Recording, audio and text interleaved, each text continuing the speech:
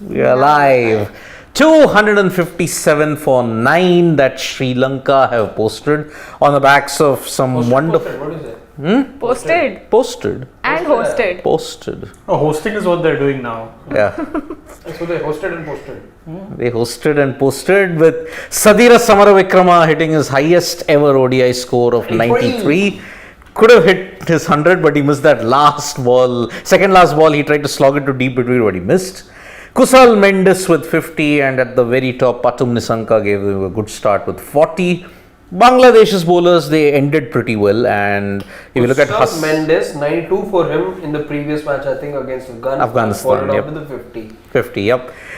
Hassan Mahmood impressed with 3 wickets, and he really nailed the Yorkers at the end. I mean, he made it quite difficult for Samaravikrama to get those wickets. Taskin had a bad start, but he bounced back well with 3 wickets. And if you look at the rest of the Bangladesh bowling, pretty okayish kind of a performance. I mean, Shakib Al Hasan none for 44, but then you look at it.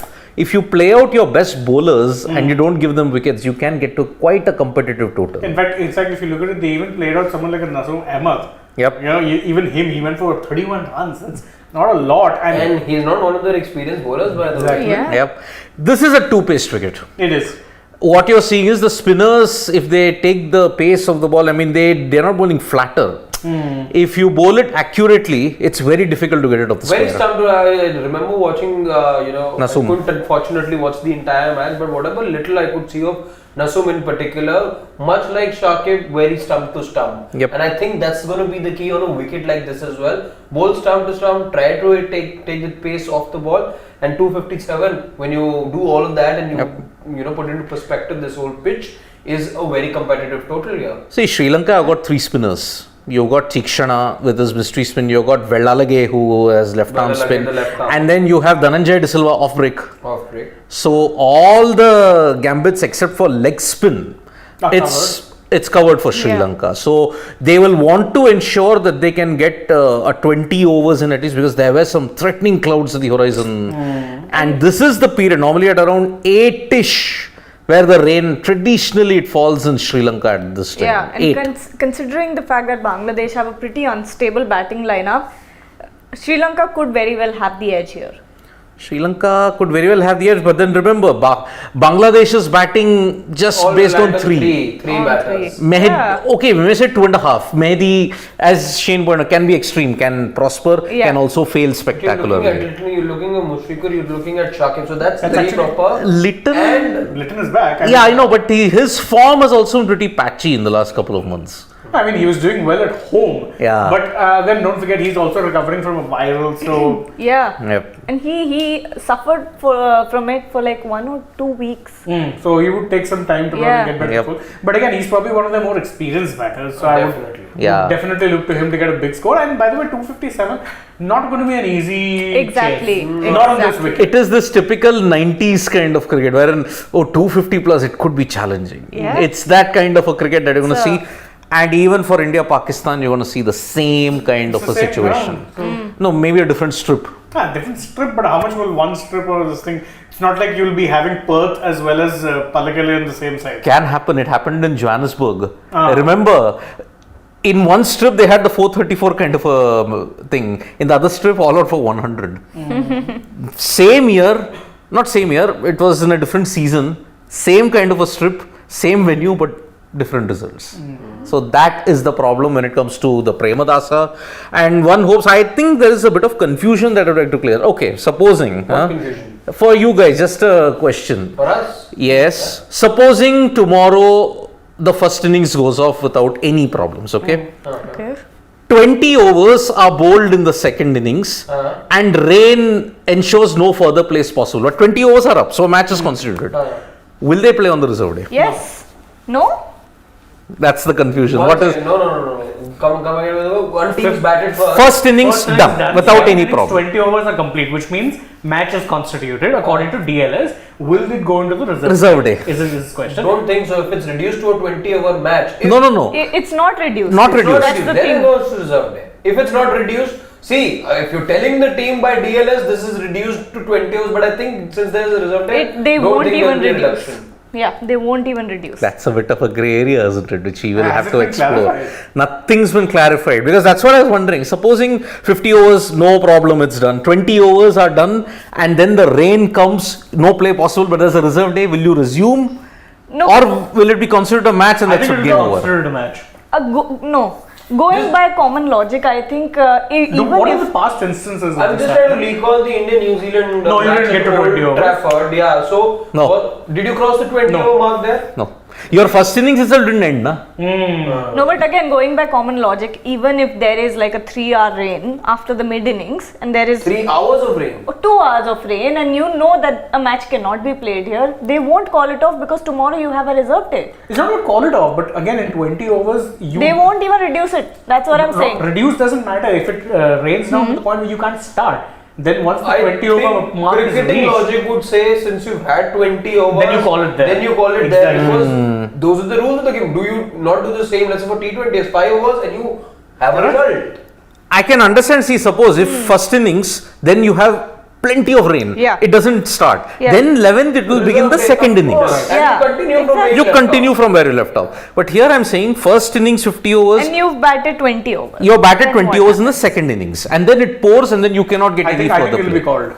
The result. The match will be called, I or think. from 20.1 you will resume on September 11th. I think the match will be called. We'll have to have a bit of clarification It on will that. definitely then and should be recrescent to the Wipes Cup then in that case It tomorrow. already is. I mean, Yeah. It is. So coming back to this, I think Bangladesh's batting, the main problem is that since the over-reliance on 3 individuals and there's no support as such, Yeah. a total of 257 will not be easy. I mean, everybody will say, why can't they play like Australia, like how they are going in Bloemfontein? I mean, It's not the pitch. they are going mad in Bloemfontein. 30 overs, I think they have reached 290 if I'm not But mistaken. actually, if I look at it, if I'm thinking it from a traditional cricket sense, then you don't really need one batter to play a big innings in the sense. You don't need to be aggressive. Actually, if I'm a Mehdi, or if I'm a Shakib, a Mushfiqur, a Litton, whoever, my thing will be I'll stick around and play as long as possible because there's not that much scoreboard pressure. 250 if you get your eye in, it's not a big total. Yep. So you need one of them to come good, and you've potentially won this, right? Yep. Yeah. So Mohammad Naeem and Mehdi Hassan Miraz have come Again. out, and will they open with Patirana and Chikshana? Or will they go with Patirana definitely from one end. One end and- Tikshana, He- right to be fair, at the start- he does. He is a does. half-leg Yes, bowler. he does. because in the middle overs you Or can then bowl with Rajita, Dhananjay and right? Vellalage. Then Rajita definitely. But actually, if I recall correctly, last match Rajata was starting. Patarana they tend to preserve for ease. Middle overs. Yeah, like the Middle- hardest. Or if one. there is yeah, a like partnership. when you need a wicket. Or if when there you is a need partnership at breakthrough. that time. Yeah. He's a middle Exactly. and death phase bowler. Yeah. Right when you need a breakthrough, you got Yep. Pathirana.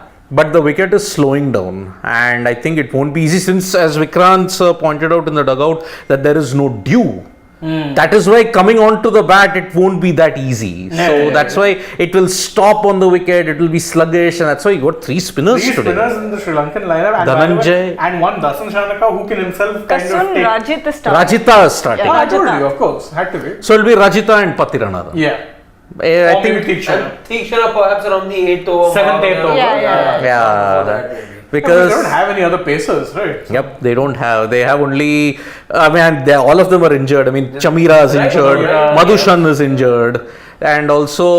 Because, again, given the nature of the pitch, I think Vellalage will be somebody who will also be deployed. I think at one point you could see Tikshana and Vellalage. bowling Yeah. tandem. I mean, remember, Vellalage kind of saved Sri Lanka that match against Afghanistan. Sure. He got it for 3 boundaries, but he also got He also 2 got dot wickets. balls. He's actually turning out to be a very good option for Sri Lanka batting at the lower middle order. Though he got a promotion today, came in at number 4 as I can see.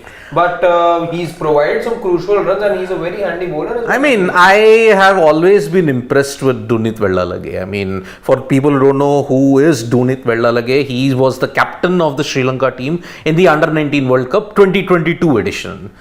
He hit a 50 and took 5 wickets to give Sri Lanka a win against Australia. And in similar slow conditions, Vellalage will impress you. And his first bout of international cricket, if I remember, he batted against India at Kolkata, and remember in Kolkata he got them past 200, and in the end that total proved to be quite challenging. KL Rahul had to bat really well, and that's why some adjustments been made on that landing strip. Oh, these Sri Lankan groundsmen, I tell you, these little Sri Lankans, they are... Okay guys, breaking news. The Okay. playing 11s for again the India match are out as far as Pakistan are concerned. We'll do that in a separate video. Yeah. we will. Yeah. Yep, so let's do that. So Pakistan have announced they're playing 11. Like they did in the previous. I think there'll not be matches, many changes in that. The same 11 that took on India in Palakele, It's the same 11.